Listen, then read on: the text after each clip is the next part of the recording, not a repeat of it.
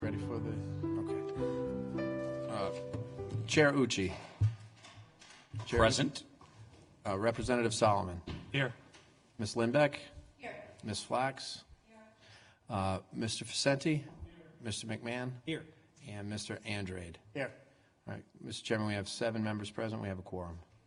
Thank you very much, Mr. O'Brien. Good afternoon, everyone, and welcome to the Special House Commission to study drones and unmanned aerial vehicles.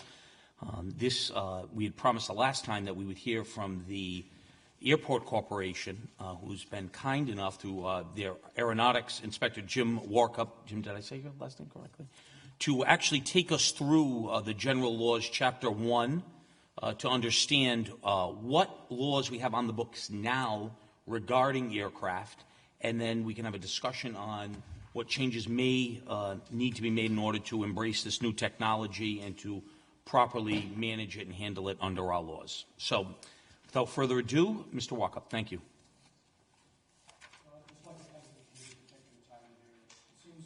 Every week, every month that we're seeing drones more and more in the news, specifically on safety issue.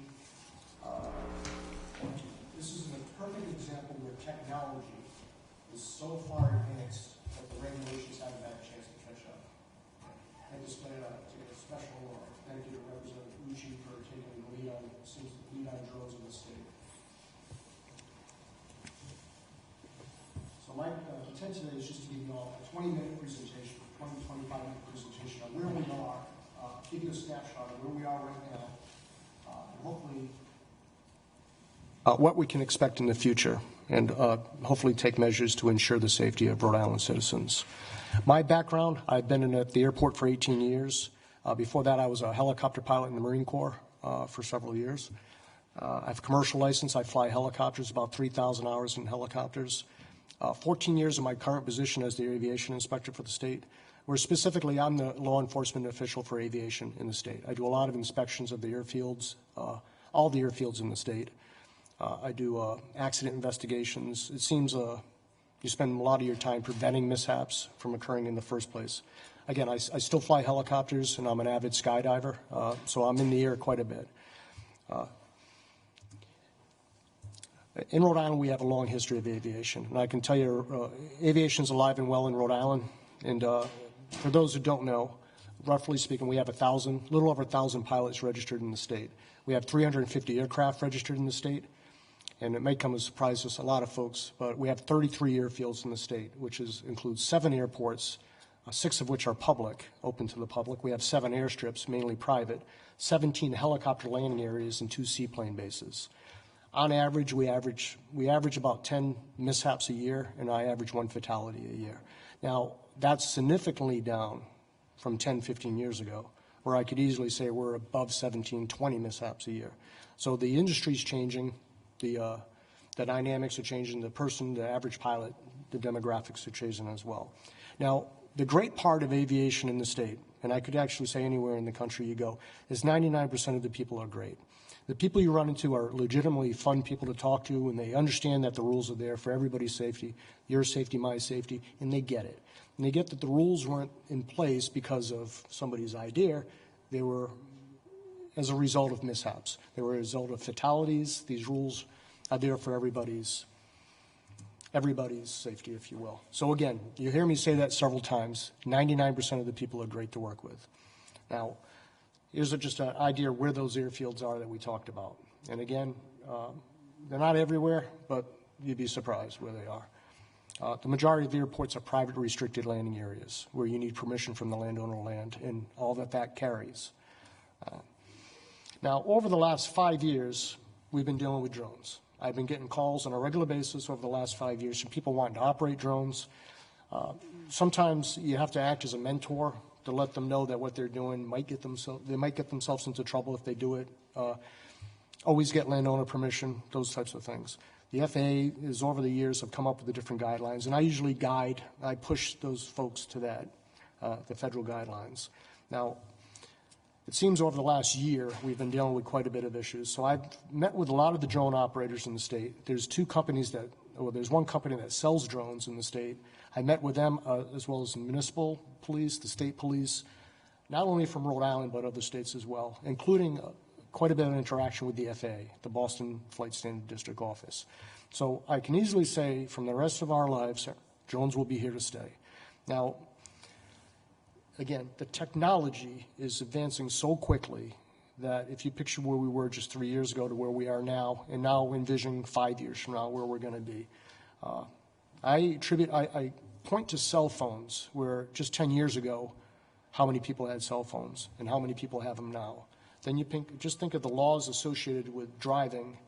Now, do we just rely on distracted driving, or do we review the laws to maybe we get specific issues on cell phones? So it's kind of where we're at right now. It's hard to say. We were talking earlier, but there's one estimate, there's 1.6 million drones in the country. There's another one, there's 25,000 in New England, and it's reasonable to assume, just from folks talking, that there's at least 4,000 operating in our state.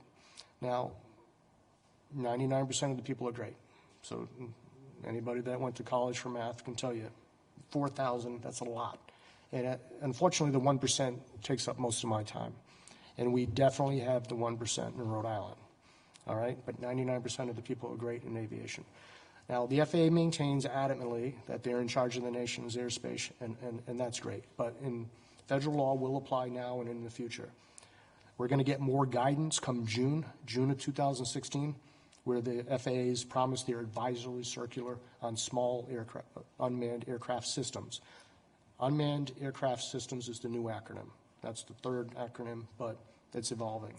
Now, picture 5 years from now with packages being delivered. Think of all the medical applications where, out in the field, or emergency situations where drones can bring in medical devices.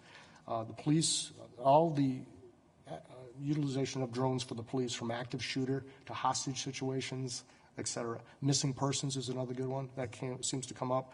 The environmental folks have their uses for drones, as well as real estate agents in our state. And I think they're all, positive uses of this technology. But everybody agrees, if you want to just picture 5 years now, between now and 5 years, all the bad things that might happen. Now, just in the last year, if you look at the slide, we have, on 2 separate occasions, drones have crashed at the White House lawn. We had a drone land in the U.S. Open. This was a case, not in our country, but this is a case in Australia where somebody was taken out at a marathon race with the drone. You can see the drone in the background, how substantial of a device it is. It's not a toy. Locally, just last month in Andover, Mass., we had a drone hit somebody in a road race, and where kids took lacerations to the face. That was in Andover. In Marblehead, Mass., at the Memorial Day parade last year, a drone got away from the operator, and it injured, again, 2 people at a parade. It seems the big trend now, or is the extreme cases in Connecticut. We had the kid who weaponized the drone. He put a 9mm on a drone, and it's on a YouTube video. If that wasn't enough, the Clinton, Connecticut Police Department couldn't come up with anything overt as a violation of the law. So that he took it further, and now he has a flamethrower on his drone. So there's a lot of these things that are happening. Again, the regulations are so far behind, such a lag, that obviously this wouldn't be allowed. But as right now, there's nothing concrete anybody can point to. All right, so Rhode Island, so far, my issues with drones haven't been too dramatic. We had the case where Brother Joseph couldn't find any alone time on top of in Portsmouth Abbey. But it does go to show you that drones are here and they're being used. Now, I can't point to anything that was private property, but I can't point to anything overtly in violation of any current laws. We had the case in Warwick where the homeowners felt their privacy was in jeopardy, if you will, with the drone. So we do have some things that are popping up in Rhode Island. Now, I can tell you, there's a lot of cases that nobody's talked about. And one of the drone operators who did call me, we had a conversation about what his biggest concern was with his drones. This was a Jamestown resident who was using a drone to fly over Dutch Island, presumably to look for deer, take photos, etc. His biggest concern was birds of prey attacking his drone. So we can just envision the case where somebody's operating a drone and a snowy owl or an eagle comes into play and they attack the drone, and the snowy owl will probably win, but there'll probably be some injuries. So nobody's talking about the wildlife, et cetera, et cetera. Up in Massachusetts, they're using drones for the Quabbin Reservoir to scare geese away. And there are some wildlife biologists that think in the future there's going to be applications, even to the point where they can get into the flock of geese and guide the geese away. All right, but that's in the future, and I think 5 years from now we'll look back and we'll say nobody thought about those uses of a drone. So at the same time we're looking at drone technology increasing, we're also looking at the anti-drone technology. Tom McMahon, he shared with me, Airbus has devices where they can push drones away. You can set up, in certain cases, a perimeter around your property where drones can't enter.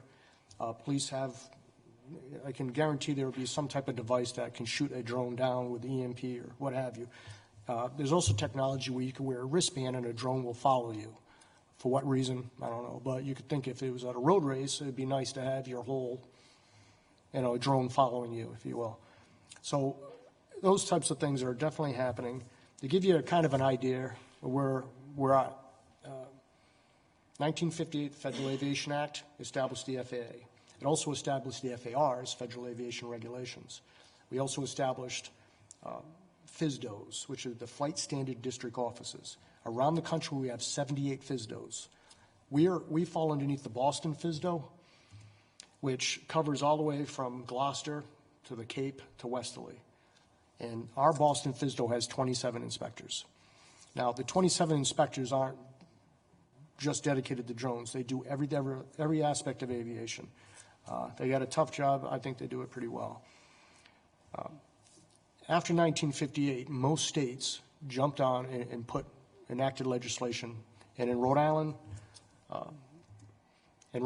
we came up with the Uniform Aeronautical Regulatory Act. So where are we right now with the federal guidelines? As we speak, the federal guidelines are you cannot fly your drone higher than 400 feet.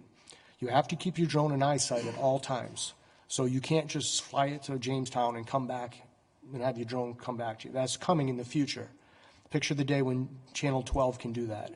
Send their drone down to, listen to a police scanner and send it to Route 4 to look at an accident and have it fly back. The rules are you have to stay at least 5 miles away from an airport unless you contact the airport ahead of time and get special permission. Now, I can tell you, the air traffic control, they're not going to give you any permission. All they're going to say is we object or we have your information. You can't interfere with manned aircraft operations, and that's key. If you see an aircraft up there, a helicopter or a fixed wing, you have to concede, you have to give way to that aircraft. Can't fly over stadiums. Everything makes sense. You can't fly over Gillette Stadium with a drone. If anybody's been to the Patriots lately, how many drones are operating? Can't fly over national parks. You have to stay at least 25 feet away from people, and you can't fly over crowds. You can't fly over sensitive infrastructure, which includes all government facilities, water treatment, et cetera, correctional facilities. You can't fly a drone over a correctional facility, heavily traveled road or freeways. So you can't fly over 95. You can't fly over the I-Way. You can't fly over water fire. There's a lot of these guidelines that are in place. You can't photograph people where the expectation of privacy exists. And you can't fly near fires. That was recently in the news in California, where the tankers couldn't come in to fight the fires because of the drones. The significant number of drones that are out there. Now, the FAA gives you this postcard. So anybody that registers a drone will get this postcard in the mail. And this is something that was developed with a number of different agencies. But this is the Know Before You Fly campaign.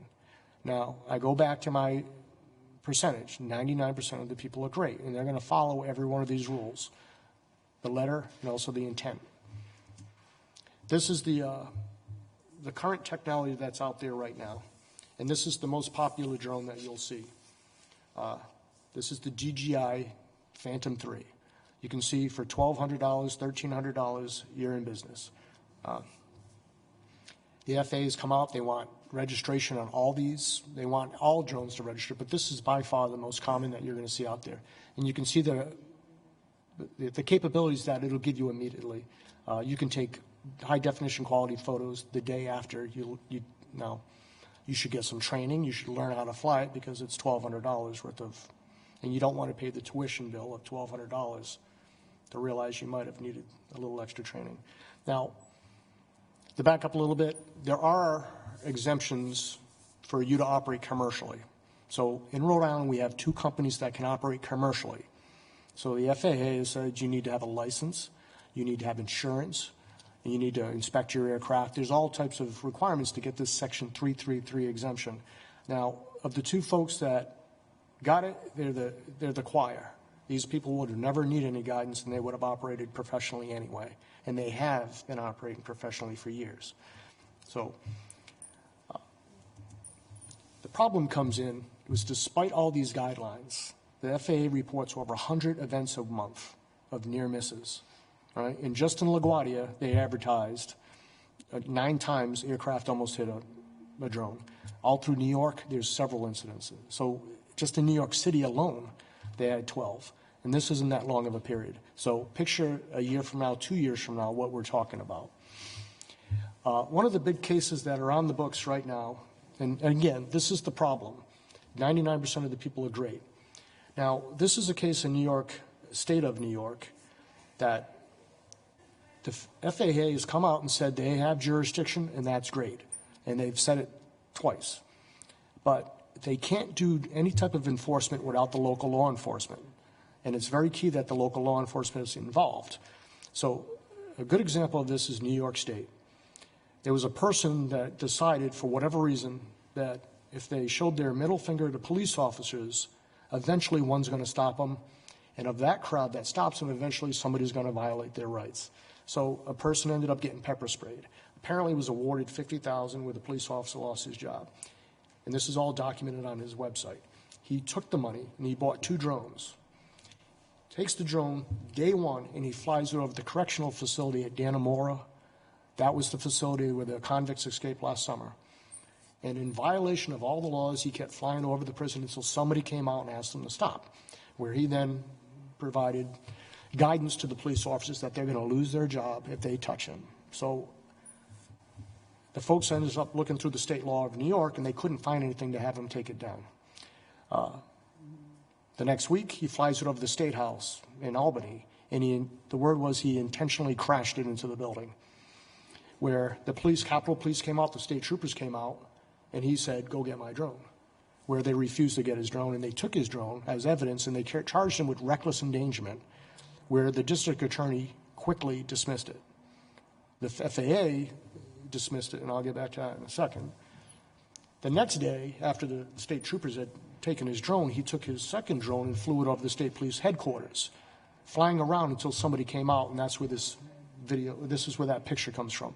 The state trooper came out and simply asked for his ID, and the person refused to even show his ID because there was no state law broken. So you picture the situation where the FAA is obviously in charge of the national airspace. They can't enforce it because they only have X number of people. State, local law enforcement are charged with enforcing it. And here's a situation where they don't have any state laws to point to enforce it. They only have, it's clear violation of federal guidelines, but he's a state police officer. So in that case, the supervisor came out and said, don't even talk to him, let the guy go. So there's a YouTube video, there's all kinds of videos where you can see this happening, where there's taunting going on. He's trying to, and to the credit of the police departments, they didn't go after him. Now, but where does that leave us? Now, I talked to our Boston FSDO at length, how they want us to approach these, not necessarily these extreme events. These are the 1% that doesn't matter what the laws are. You know, the rules are there for everybody's safety, et cetera.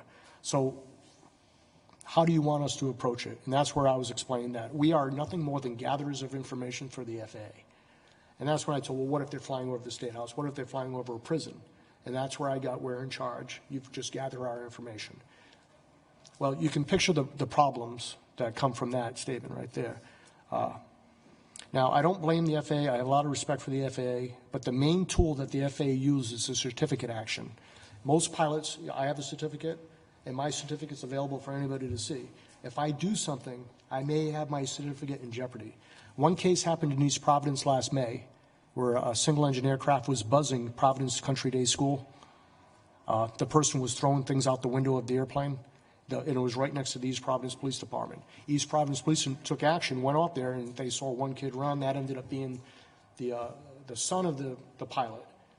They had the father come in, and then they called me.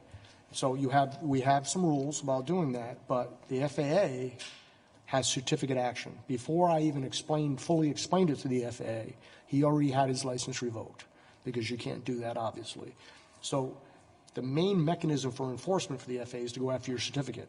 What, in my opinion, they're left with now is actually taking them to federal court. So if you don't have a certificate, like this individual doesn't have a certificate, what are you going to do? So it relies on the existing state laws, what we can point to protect our citizens. Now, the good news is, in 1959, the year after the feds came in act, probably in this room, they enacted the Uniform Aeronautical Regulatory Act. So this gives us, state Rhode Island, the right to step in there and ask specifically what you're doing. We're not the only state. Several states, the majority of states in the country have this. But this is how we approach drones. We have the definition of an aircraft is so broad, includes any contrivance known, now invented, et cetera. So we could point to a drone and say that is an aircraft de facto. We also have the negligent, careless, and reckless operations, where you can't operate an aircraft in a reckless manner to endanger the life or property of another. So if you are operating outside the federal guidelines, my position is that's your duty of care. You should be following the federal guidelines. And if you're not, you're potentially violating state law. Now, luckily, we have the cooperation of public agencies in there as well, where it's not just my office, it's also every municipal state police officer has the right to step in and enforce this. And there's a penalty, it's a misdemeanor, et cetera. So there's a little bit of teeth that we have. So if you do see somebody operating over the ACI, any officer could come out and say, would you please take it down because it's in violation of the federal guidelines. If there was any incidence of refusal, this is what we have to rely on. Now, I think this is enough to have the person take it down. I don't know if there's enough for really to withstand an appellate court, but I know I'd have enough at least to avoid the mishap, hopefully avoid the mishap, and I want to make sure all the police officers have that right too. If somebody's flying a drone over a water fire, especially if they're buzzing people, we have every right, but more importantly, we have every obligation to make the person take it down under state law. Now, I guarantee once we do have them take it down, we're going to give it all to the FAA. But as far as stopping the event from happening, that's what I'd like to see. Now, in the past, we've used press releases. Usually the landowner calls me and they don't want drones. In the case of the Volvo Ocean race, that was well known that drones aren't allowed. Please leave your drones at home as the takeaway message. I talked to everyone, all the helicopter pilots. I talked to all the municipality police officers. And despite all the press releases and despite even calling people that were advertising, there were people advertising, they were using their drones for commercial business illegally. I called them and asked them, if you keep your drone below 200 feet, I'll have the helicopter guys stay above 200. And even then, 6 drones showed up. Now think about it, 6 drones showed up after all that effort, academic and then trying just to mentor these folks. And of those 6 drones that showed up, you know, the helicopter guys all got together and they started calling them out. So there was a bit of ad hoc safety involved, but there was, in that specific event at Volvo Ocean race, 1 drone challenged a helicopter, and we're going to win. On a helicopter pilot, we're going to win. But there's cases if you could turn bad. But in that case, 1 drone lost. So that's what basically where we're at right now currently. I can tell you 99% of the time, they're great to work with. I've never had somebody really get there and refuse yet, but I see that coming. Because of those 6 folks, I didn't talk. Probably those 6 folks at the Volvo Ocean race didn't show up. There was the 6 people I didn't know about. So they're out there. Now, in the package that I provided is the full Uniform Aeronautical Regulatory Act. Now, my proposed changes are in red. Now, I didn't want to go to the left and I didn't want to go to the right. So I went right down the middle. I took the best of what most states were doing and I did it gently. We'll say it that way, gently. Let's put this into the law. Have a specific definition of an aircraft to include unmanned aircraft systems. I also threw in there hot air balloons, helicopters, all right. And then in the definition of the UAR, specifically put a section in there, unmanned aircraft systems means this. and it's all in your packet. The actual verbiage is in your package. This is just kind of for the demonstration here. But it involves the aircraft, the device itself. It also includes the mechanisms, the remote control, et cetera. There's one section of the UAR from the federal registrations. My attitude is if the FAA requires you to have a registration, which they do, we require you to have a registration. But there's certain cases where they're not required. So we don't want to require everybody, especially if they're exempt from the feds. Pilot's licenses, if you're operating commercially, you need a pilot's license, but everybody else. So I could say 3,900 folks in the state don't have licenses, but the 2 that are commercial do. And when we ask to see that license, me, you, police officer, they need to produce that. As far as state registrations of certificates, we're not there yet. We're not set up to actually. We right now with our 350 aircraft in the state, we do require state registration, and I can say that sometimes becomes a challenge. So we're not set up to take on the drones. Now, as far as air traffic rules, the main one that our state and other states rely on is the negligent, reckless, careless endangerment. So I wanted to put in there specifically, and again, your packet has the language, that you cannot operate interference with EMS. So there's cases, and this is the FAA has come out and said these are well within the state's rights, that if we say you can't interfere with emergency medical operation, i.e. if there are life flights coming in, you have to take your drone down. And also you can't interfere with firefighting operations like they felt with in California. But specifically, I want to put in as many times as I can, you have to comply with all federal guidelines. That becomes the duty of care. If the federal guidelines change, our law changes with it. But I can't have somebody in the state who's overtly in violation of federal law, and we can't commit because it's not specific in our language. Prohibition, I'd like to see no weaponizing of a drone. And I'm not saying that for any other reason than if you go on Craigslist today, you can find several lost drones. Now, it's scary when you think about a $1,200 drone lost, but how much more scary would it be if there was a 9mm attached to it? So not so much now, but in the future, weaponizing a drone or using a drone as a weapon should be illegal in the state as well. I know there's some certain federal guidelines that are being proposed for that as well. Now, some of the heart of the matter of most of the debates in the country is you cannot use a drone, law enforcement cannot use a drone to gather evidence. You can't use it to to conduct surveillance on an individual unless you have written consent. Now, exception to that, law enforcement, is if a law enforcement actually gets a subpoena signed by a judge, a warrant signed by a judge, then there would be certain exceptions. Homeland Security could use it in the case of terrorism. Law enforcement, again, you get a search warrant, maybe you can use a drone for surveillance. I can tell you with the helicopter, I fly a lot of state police, and if there is the warrants are all there in place. It should be no different with a drone in the event that law enforcement wants to use it. Now, there was one case where active shooter, when there's an emergency taking place where you think a hostage might be on the other side of the wall, maybe then there could be an exception. All have to be reviewable. I want people to be able to use the drones in the state if you have a business licensed with the state. So if you're a real estate agent, you should be able to do it as long as you follow the federal guidelines. Doesn't give you the right to operate over people. Doesn't give you a right to invade privacy. But I wanted it to be friendly to business. There's a lot of applications for drones for individual businesses within the state. Property appraisers is one.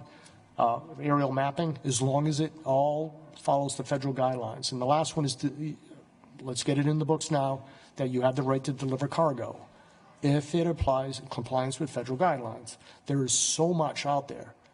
If your $1,200 Callaway golf club ends up in my yard, do I have salvage rights? There's all these things that will work their way through the court systems.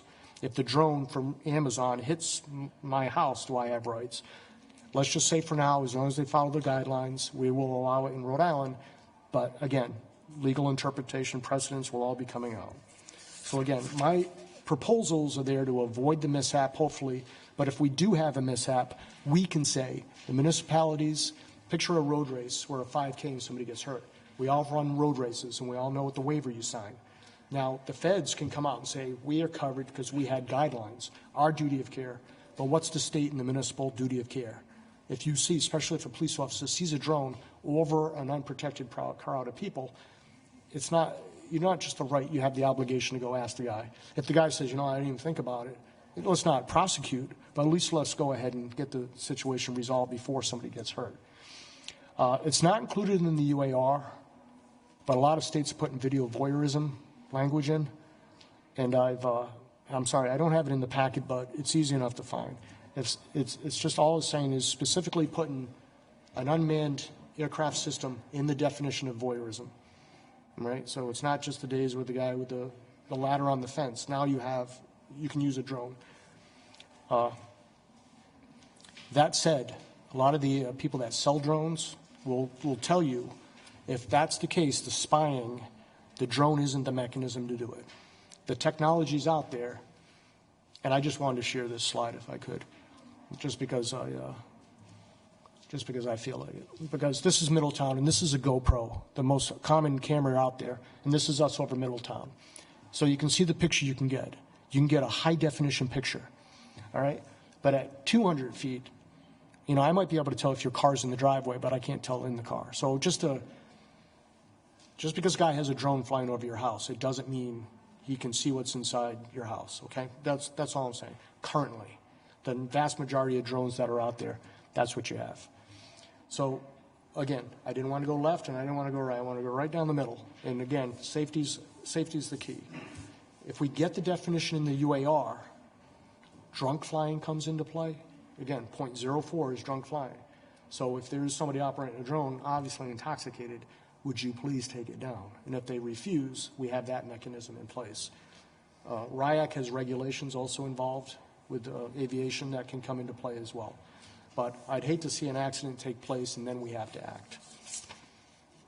All right, folks, and that's it for, I do have some other packages if some folks want some in the back. The language is in the package. So I hope, I would recommend, my proposal is carefully review it, and hopefully we can get some of these going quickly.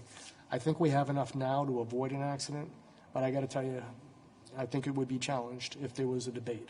So, you know, rest assured we're going to take care of those problems. We're not going to just say it's not our problem, but I don't want to see anybody get hurt. With that said, I'll open up the... Mr. Workup, thank you very much. It was funny, as you went along, I was jotting down questions I wanted to ask, and then your presentation answered almost all of them. So I have a single question, and then I'll open it up to the rest of the commission. When we talk about state licensing today, so there are two ways you can go. You can either exempt UAS, small UAS, or you could make everyone apply for a state license, or perhaps even look forward to saying, should we get rid of the state licensing altogether and piggyback on the federal? What do you think? When they say the state licensing, keep in mind that if you want, there's mechanisms to operate a drone. It can be an experimental aircraft. It can be certificate of authorization for police and fire, and then you have recreational, right? If you want to operate commercially, you get the federal license. Okay, and we don't have any state licenses. Well, all we're saying is if you have a commercial license, it's everybody's right to ask you to produce it with your insurance, et cetera. So Rhode Island doesn't want to license anybody. Now, there may be a day that we ask anybody who has a state drone, whether or not it's a police department, environmental management, that they register with us. But as far as having a license, right now, there's only two, and that's people operating commercially. And again, that's a federal license. We have the ability to ask or insist that you have a federal license. But the law doesn't right now require anyone to register with you all their license? Okay. Not set up just yet. Okay. We're not, that's not to say we will be in the future, but if you have a license, there's a license, an operating certificate, and then we have the federal registration. And I think that's where you might be going, Representative. There's a federal registration of your drone. The feds have said everybody has to register. Now, we don't insist that you register it with us as well. And even if we did, we'd ask you to just register your N number with us so we know who you are in case there's a mishap. Again, if we're talking 4,000 drones, We're challenged right now with 350 aircraft. With 4,000 drones, it might become untenable. Right, because I'm just looking at 146, where it says that owners or operators of aircraft dealers based in Rhode Island shall register the federal certificates with the director. That's correct. And I'm wondering if that, I mean, beyond exempting that, is that something that we currently do and we? We do for aircraft. Right. For all single engine, all aircraft. Right. If you're going to base your aircraft in our state for more than 90 days, you have to register your N number with us. Right. If you're going to sell an aircraft, we want to know about it. And that's just so I can turn to anybody in this room and say, I know who the guy is, and there's his information. Again, for the time being, I don't want to see drones do that because we're not set up. Once the FAA gets their database set up, it might be a little easier to do.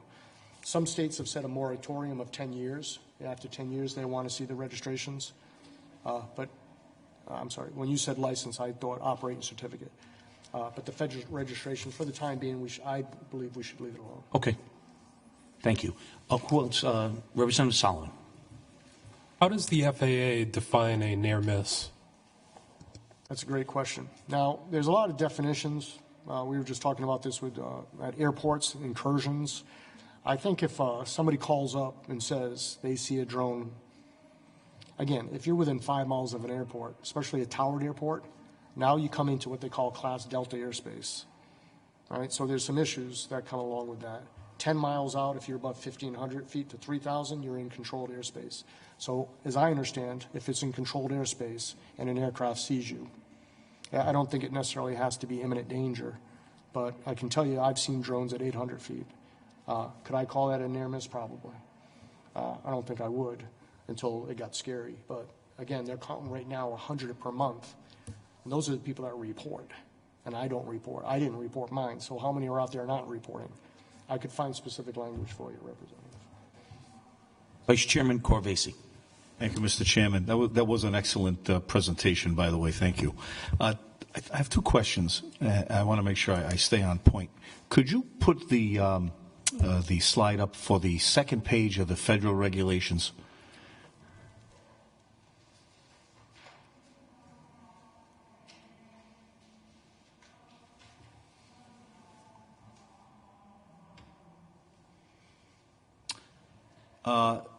It says, don't fly or photograph people in places where there is an expectation of privacy without the individual's permission. I noticed that you don't have some phrase that deals with listening in from that distance. I mean, with parabolic mics and what have you, you could probably hear something that you couldn't see, even with high def. I'm wondering, is there a reason why a listening device attached to a drone would not be part of those regulations that would be banned? I understand what you're saying. Now, one of the things I put in on my proposed on page 7 was the impinge on a person's rights. Mm-hmm. That's the best I can say right there. Because I think something like that would have to be spelled out. I can tell you with drones, if you watch the YouTube videos, you know there's a drone operating. With a helicopter, you know there's a drone operating. You know they're not using helicopters. You know, could the technology? Absolutely. The technology could absolutely exist. The technology is probably there now. So I would say, you know, we could say, put it into a legislation, including listening devices. I'm surprised it's not on the federal, though. But I haven't seen it anywhere. But that's a good point. You know, I put in there harass or impinge on the rights of an individual person or group of individuals, and I wanted to say that to give Johnson & Wales or Brown the right. You know, if they want to go through their insurance company and have the right to have drones filming their graduation, you know, and there's some kind of disclaimer, you know, I wanted to be able to say that groups of individuals could, if they all agree and they're part of it.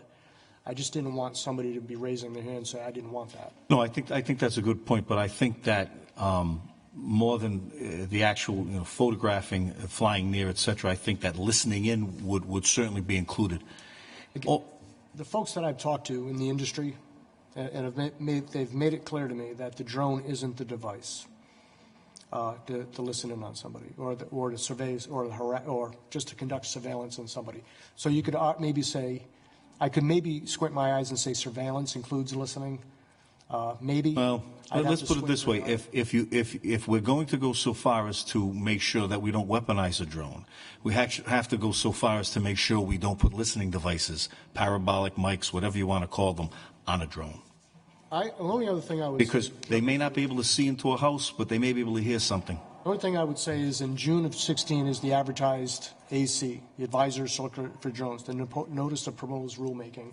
Again, there's a lot of comments that have to go through, but the FAA has issued the guidelines. In June 16th, we're supposed to have this AC, which gives more specific definitions, and it may very well be in there. I hope so. Maybe you can suggest that to them.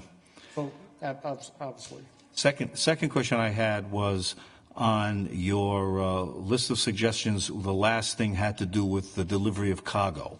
Now, I have a question, and I may not be posing the question correctly, so you'll have to help me. Chairman will have to help me.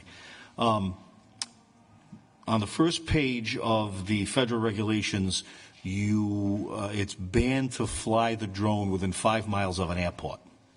Correct. So now let's say we have a real estate firm within 5 miles of an airport on the ground who's going to use drones for purposes of surveying properties that may be within that 5 mile radius. Now they need a commercial license, correct, to operate. If they're going to be compensated. Okay, so they'll need a commercial license. But would they be able to fly that would they be able to conduct business within that 5 miles? So the guideline for 5 miles is an attempt to mitigate the near misses. Now, they also have the disclaimer in there, unless you get permission from. Now, the way we do things at the airports, even around us, like if a crane pops up, we usually NOTAM it, we'll put it on a field condition report, so we at least advertise that there's a crane. It might not be the federal standards, but here it is. Now, those folks that do this on a regular basis may actually get, in certain cases, a letter of agreement. So we may entertain at a state level that you can operate without explicit, express permission, but it will be implied if you stay below 150. And you get your license. If you have a license, if you have insurance, those types of Because things. then that would almost be restraint of trade for those individuals that already exist No. before the technology came into effect that may exist within the 5 mile border, and we have a state of, It's happening everywhere. In Rhode Island, you're always 5 miles of an airport type of thing. Right. So that said, there's a lot of folks operating, and again, 99% of the people will call just so we know about it. One of the academies down in Middletown, as soon as this rule came out, they wanted to teach, they wanted to have some type of drone class. So we just simply put on our field condition, 4 miles to the south of Newport State Airport, operating up to 400 feet drones. And then I talked to all the helicopter guys. I can't see Amazon or anybody else operating without this letter of agreement. And our ability to say, well, he has a license, he's federally registered, et cetera, et cetera. So there's a certain amount of safety buffer in there. my only concern would be any business that would be within the 5 mile airport radius that wants to go on the cutting edge of technology and use this for their businesses wouldn't be hampered or constrained from having to use that. I think, Representative, there's one blurb in there, unless you get permission. Express permission. You can also have implied permission through a letter of agreement. So that's where we would go with that. Thank you.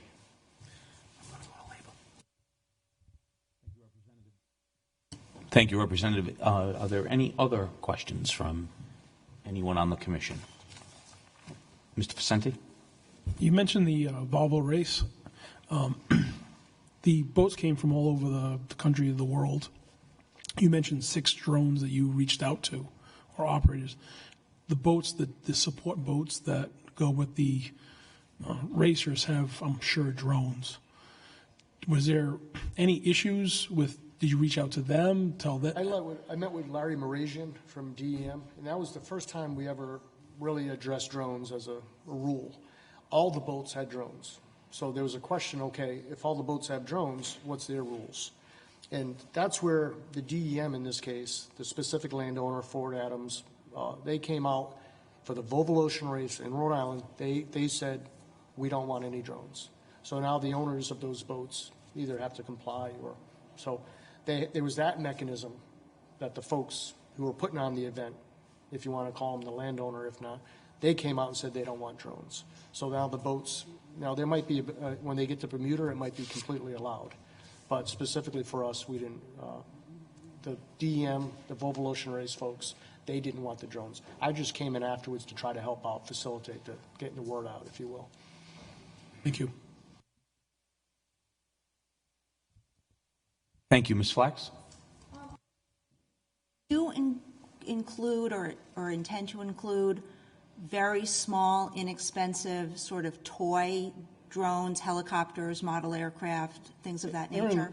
Therein lies one of the issues with the small drone, where a small drone is advertised 0.55 of a pound to 55 pounds.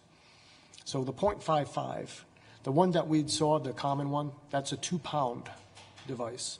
So the majority of the ones that kids are crashing right now, all the kids got them for Christmas, they're all in the backyard in pieces.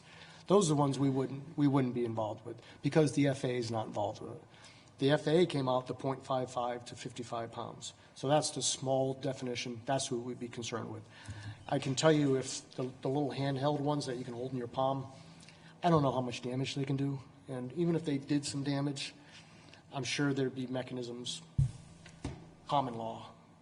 What about, I know there are remote control model aircraft that are more than 0.55 pounds that have, a 0.45 gas engine in them. They fly them on the Tuckahoe turf.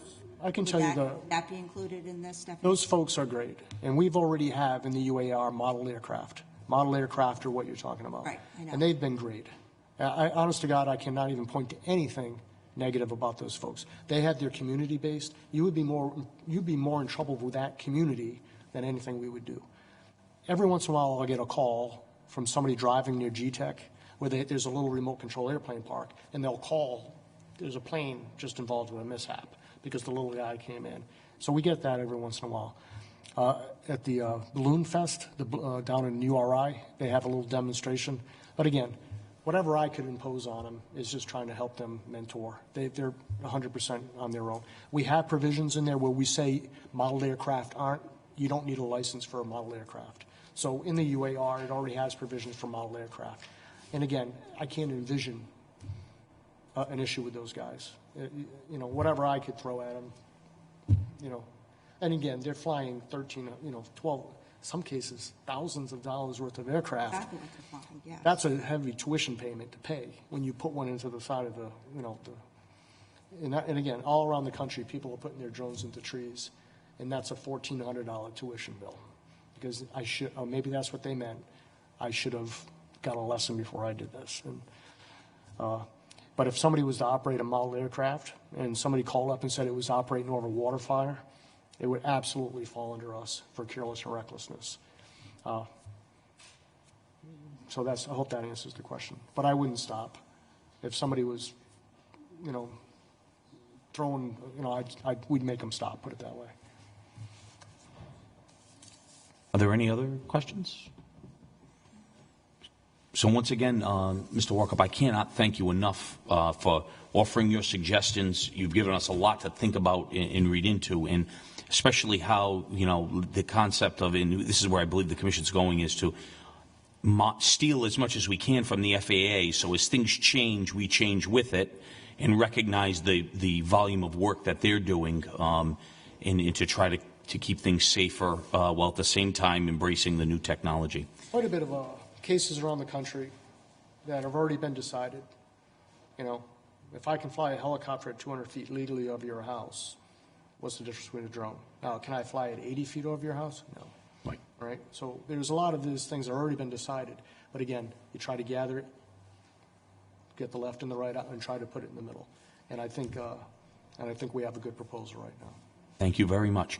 So we're looking at our next hearing of being February 25th, and that'll be our public comment. So we'll make sure we get the notice out early and invite anyone to participate and come forward and give us their thoughts on this topic. So I will entertain a motion to adjourn. Motion made by Representative Solomon, seconded by Representative Kazarian. We stand adjourned. Thank you.